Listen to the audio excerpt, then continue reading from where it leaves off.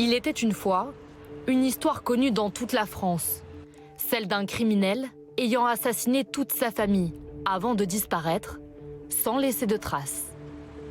Xavier Dupont de Ligonnès fascine, suscite l'imagination. Dans les librairies, une dizaine de livres consacrés au fugitif le plus recherché de France. Bruno de Stabenrath était un ami proche de Xavier. En octobre dernier, il décide de publier un ouvrage pour dresser le portrait de cet homme énigmatique qu'il pensait si bien connaître. Selon lui, l'engouement qui entoure l'affaire n'est pas surprenant. Pourquoi des gens s'attachent à une affaire? Je pense qu'il y a le côté aussi de la famille qui était extrêmement sympathique. Quand on voit Arthur, Thomas, Anne et Benoît, voilà, c'est un peu les neveux, les nièces de la petite France. C'est des gamins qu'on voit à la télé tous les jours dans les reportages, quoi.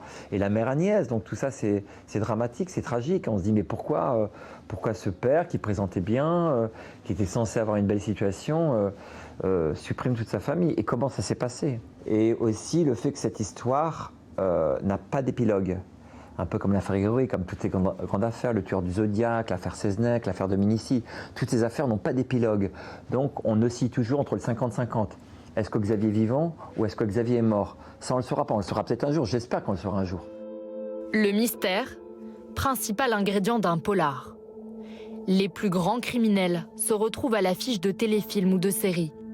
Xavier Dupont de Ligonnès, Jean-Claude Roman, Michel Fourniret, devenus des personnages de films, parfois romancés.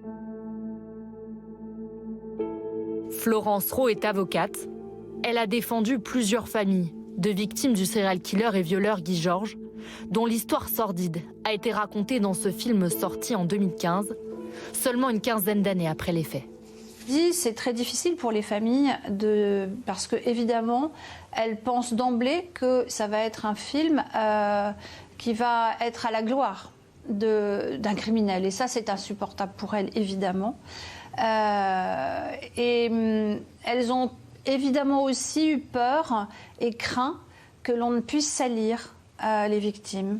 Le risque avec ce genre de films, de séries, appelons-les comme on veut, ça dépend des formats en effet, le risque c'est peut-être de romancer ce qui reste à la base un crime, et la plupart du temps des crimes de sang qui sont insupportables, insoutenables et impardonnables.